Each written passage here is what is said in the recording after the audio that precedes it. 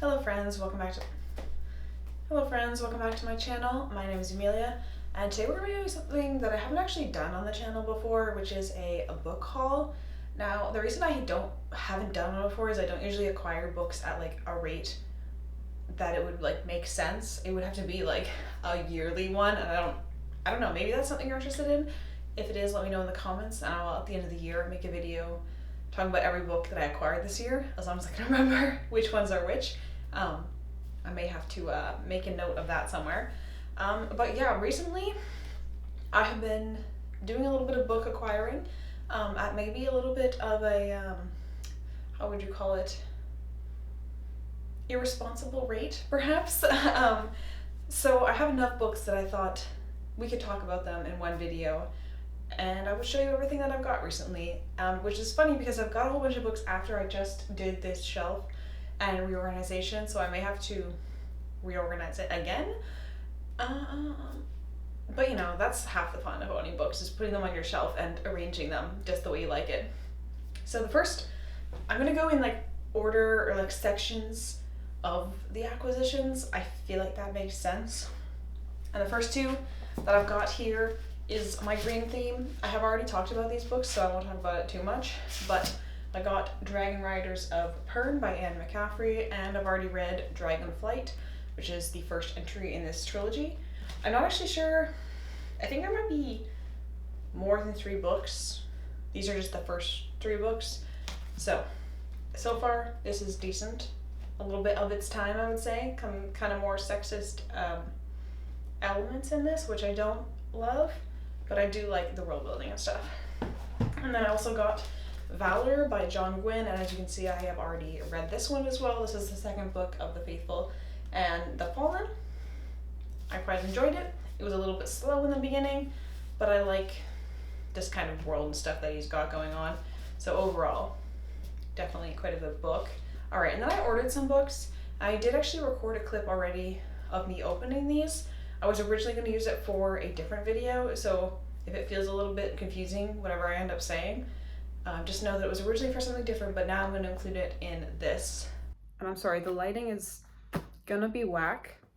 We're just filming with natural light, and it's pretty cloudy and also like sunset, so things are happening. I don't know, man, it's just gonna be like that. But yeah, I have some book mail. I ordered these all at one time from the same place, so I don't know why they came in 3 separate boxes, but it'll be kind of like a mystery because I don't know what's in each of these specifically, and honestly I kind of forget the titles of some of the things that I got. So but yeah, let's go ahead and open these. I think, what should I start with? You know what, I'll just start with the one that's on the top. This is the smallest box, the one that arrived today. So what is it going to be? God. Is there an easy open? No. Why would there be an easy open? They make these things so well glued that every time I fight with them.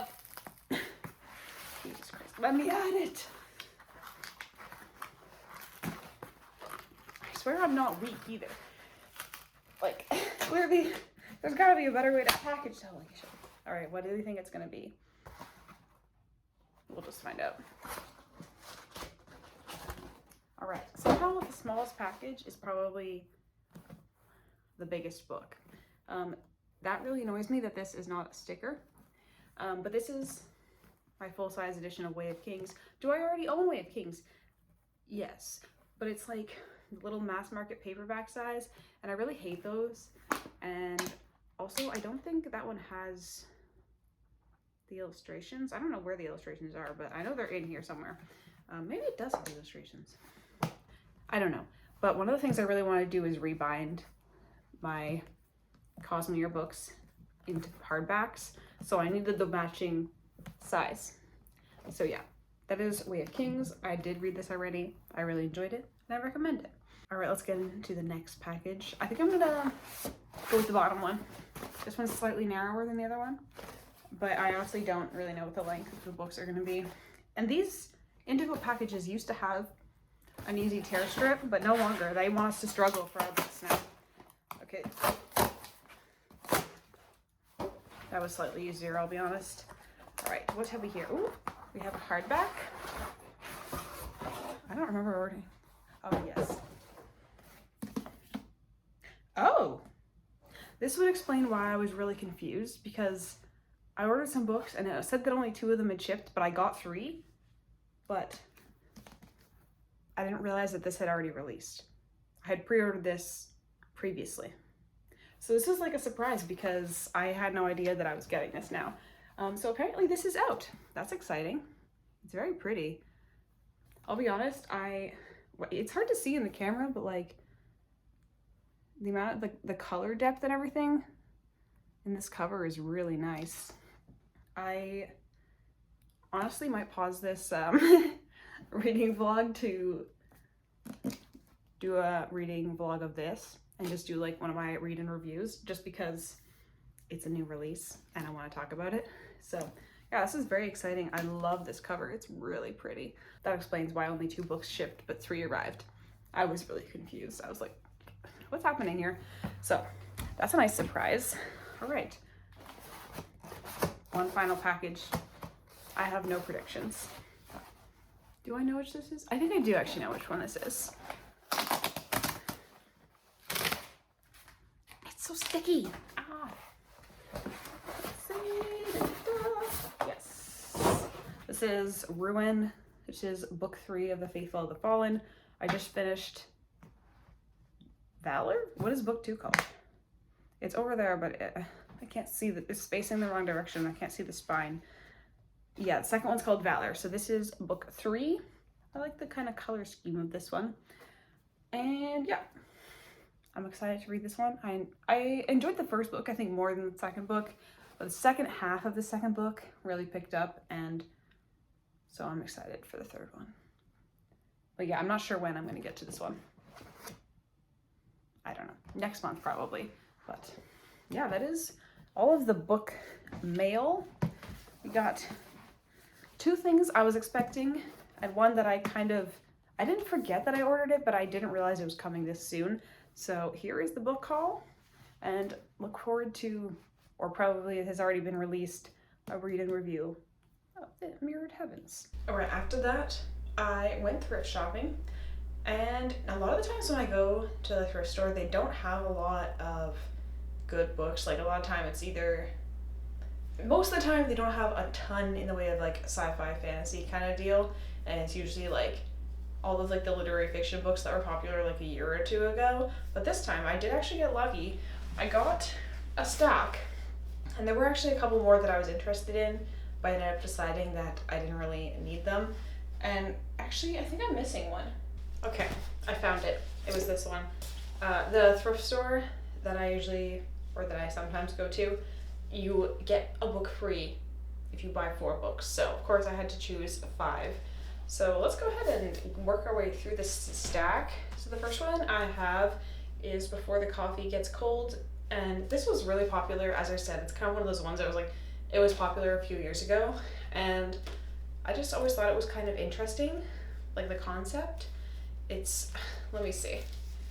I will read you the synopsis real quick. In a small back alley of Tokyo, there is a cafe that has been serving carefully brewed coffee for more than 100 years. Local legend says that this shop offers something else besides coffee, the chance to travel back in time. Over the course of one summer, 4 customers visit the cafe in hope of making that journey. But time travel isn't so simple, and there are rules that must be followed. Most important, the trip can only last as long as it takes for the coffee to get cold. And yeah, I just think that's such an interesting concept. I feel like it's going to be kind of like, almost like little slices of life, or almost like little short stories as we like visit each one of our characters as they go to this coffee shop. And it's just like such a small, cute little book. So I'm very excited to read it. And if I like it, he's got a bunch of other similar things, it sounds like. So yeah, that's the first one. Really cute cover, cute concept. I'm excited for it. And then next, I have something that I have never heard of before, but the cover sort of caught my eye, which is why I picked it up. And then it sounded kind of interesting. I'm going to peel up the sticker so I can actually read the synopsis to you. But mostly the reason I picked it up is because I like the cover. So the synopsis says, when Araya was chosen to become a priestess, she could never have believed that a mere 10 years later she would be one of the White, the gods' most powerful servants. Sadly, Aurea has had little time to adapt to the exceptional powers gifted her by the gods. Mysterious black-clad sorcerers from the south plagued the land, and rumors of an army being raised reached the White. Aurea and her new colleagues work tirelessly to seal alliances and unite the northern continent under their banner, but time is running out. And she's got a whole bunch of books in this series and whatever. I'm not sure if that's the same series or not, but it just sounded interesting. And then I think I read just a little bit of the beginning to see what the writing style was like, and I thought it was decent. So yeah, I just went ahead and grabbed it. I'm definitely more interested in reading more female fantasy authors, so something that I was excited to grab, as well as explore some more books that are off the beaten track, because I do feel that a lot of the time on YouTube, in the booktube scene, fantasy scene, we talk a lot about the same authors. We got our Brandon Sanderson, we talk about Wheel of Time, Lord of the Rings, and I just think that it's interesting to explore outside of those, because just because it's not in the mainstream doesn't mean it's not good. And if I can find some other stuff that's good that people haven't read yet and bring it to you, then I would consider that a success. Alright, next I have 3 sci-fi books, which is not something I typically read much of. I've read a few, and I just haven't been super blown away, but I decided that I would try again, and I want to make a video reading sci-fi for a week or whatever, and so these are 3 books that I am going to read. We've got quite different lengths in these, so it's a little bit exciting. The first one I have is Hyperion by Dan Simmons. I've heard a lot about this one. It's supposed to be really good. I don't really know what it's about, but this copy, nice and floppy. I love a good floppy book. But yeah, okay, I will read you this synopsis as well. Since we're doing this, I might as well. But I have to fight with this goddamn sticker first. No! I hate when they don't peel off evenly. That's mostly off. Alright, let me read this to you. On the world called Hyperion, beyond the reach of the galactic law, waits a creature called the Shrike. There are those who worship it, there are those who fear it, and there are those who have vowed to destroy it. In the Valley of the Time Tombs, where huge, brooding structures move backward through time, the Shrike waits for them all. On the eve of Armageddon, with the entire galaxy at war, 7 pilgrims set forth on a final voyage to Hyperion, seeking the answers and the unsolved riddles of their lives. Each carries a desperate hope and a terrible secret, and one may hold the fate of humanity in his hands. That sounds really interesting. I guess these 7 dots are supposed to be the 7 guys. And yeah, I've heard a lot about this, and I think that it will be a good contender for a book that might actually make me like sci-fi as a fantasy girly. Next, I picked up The Lathe of Heaven by Ursula K. Le Guin. Obviously, we've all heard of Ursula K. Le Guin. The thing I've heard of the most is, of course, Wizard of Earthsea, which I'm sure all of you have heard of. This is a sci-fi set in the future, I think. And it's kind of interesting because this edition, somebody has been highlighting and stuff in, and it definitely seems like somebody had to read this for a school project, judging by their notes. So I will see if I can find some interesting themes and stuff in this, like its previous owner did. It's very short, under 200 pages, which is always a good, fun little thing to read. Also, relatively floppy and nice. The cover is interesting. We have some sea turtles that appear to be flying through the sky. I have no idea if that's actually relevant to the book, but we will find out. Alright, and then finally we have Leviathan Wakes. This is book 1 of The Expanse, which I do actually know a little bit about because I have started watching the TV show, but we kind of got distracted. Look, my partner and I almost never finish TV shows. We always get distracted, and yeah, that's what happened with this one. But I'm excited to try and read the book. I remember hearing, I don't remember who it was, but people talk about this, okay? It's a well-known, well-liked sci-fi, and I always look at, there's a special edition that Indigo has where it's pink sprayed edges, this color pink, and it's so beautiful, and I'm always just I want to buy it, but I don't want to buy expensive special edition of a book I don't even know if I'm going to like. So I found this at the thrift store and I bought it. If it turns out I really like it, maybe I'll buy special editions for the preceding? No. Wow. Why did I just forget that word? Okay, but the books that come after that, you know what I mean. But this is like a space opera kind of deal. There's like, I can't remember if it was like engineered by people or not, but there's space monsters kind of deal. No, not really monsters, but I don't even know if that's in this book or not. I have no idea how much, like, where the TV show tracks to the books in terms of like the timeline. So yeah, those are my 3 sci-fi books, and that is my pile of books from the thrift store. And I just have 2 books remaining, and they are both still in their packages that came yesterday and today. Please will somebody explain to me why Indigo sends every book in its own package? Like, they're shipped by the same people from the same place. Like, you could just wait until they all arrive at the warehouse and then send them all together in one box. Like, I feel like that would be more efficient, but what do I know? So let's go ahead and start with this one because it arrived first, and also it's the bigger box, so I feel like that's just more exciting. They do have an easy tear strip this time.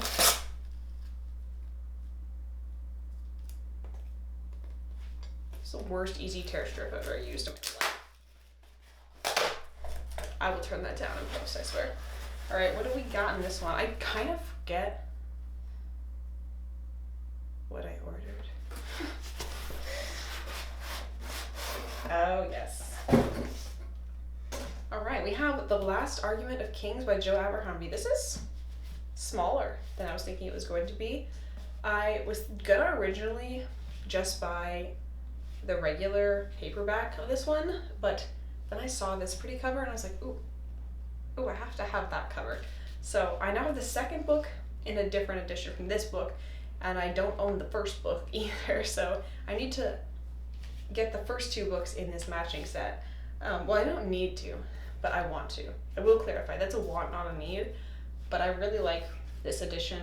I think I like the sort of more iconographic style covers. I mean, don't get me wrong, I love illustration too. Like, this is absolutely stunning and gorgeous, but I do really have a soft spot for this kind of more simple style, and I like hardbacks that are printed directly onto the hardback and don't have a slip sleeve. Okay, I just had a brain fart on what that's called. But like, for example, Going Postal is also, oh, I wonder if these are like the same kind of blank. These are the same book. Where it's printed directly on, and I feel like it's such a more luxe reading experience. I don't know why. The only problem I have with this sort of smaller book is the text does feel very cramped on the page. There's, like, when you're trying to hold it open, the margin in the center really disappears, so the text kind of becomes a little bit more difficult to read. And I do like to annotate sometimes, and there's not very much space in these margins for doing that, but it makes up for it by being really nice to look at, I think. Oh, and I don't think I said, but this is the final book in the First Law trilogy. So this is the last one I have to read. Alright, final package. I can't remember what this book is called, but I remember what it is. Everybody, the easy tear strip actually worked. A miracle. Who would have guessed that this could even happen? Alright, the final book we have is The Dragon's Legacy by Deborah A. Wolfe. I didn't realize, but I guess this is her debut. I had seen the second book, The Forbidden City, in Indigo, and I thought its cover was really pretty, so I had taken a picture of it, and I just had it in, I have a folder on my phone in my photos for just like book covers, but books specifically that like I take a picture of at like the library or the bookstore, and I'm like, ooh, that's interesting, I want to remember about that. So was looking through there when I was ordering books, so I looked at that one, and I was like, oh, it's the second book, so I looked at this one. And then they had a sample, like that you could read, like a demo, kind of, and I thought the writing style was really nice. I really liked it. So I was like, you know what? I'm on my trying to find female fantasy authors as well as books that aren't talked about as much thing. So I ordered it, and I really like the cover. Okay, I like the vibe of the cover. I'm not sold on the illustration of the dragon here, but I guess you can't have everything in life. So yeah, this is The Dragon's Legacy. I will let you know hopefully soonish, but I do have quite a stack of books to read, if it's any good. So let me gather my stack of everything real quickly, and we will see how many I've actually got, because I haven't counted.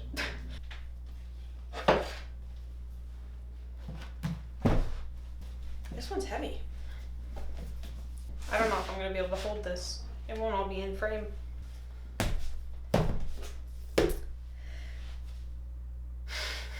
Alright, we have here 1, 2, 3, 4, 5, 6, 7, 8, 9, 10, 12 books. I will be honest, I'm a little bit embarrassed.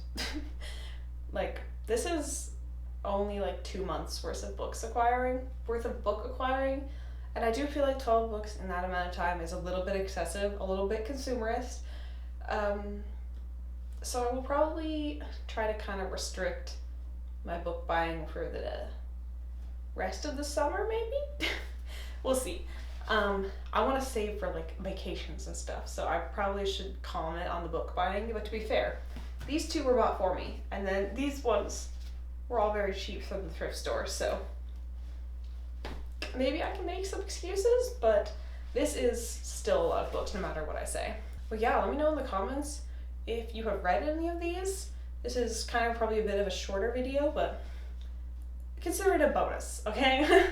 But yeah, thank you so much for watching, and I will see you next time.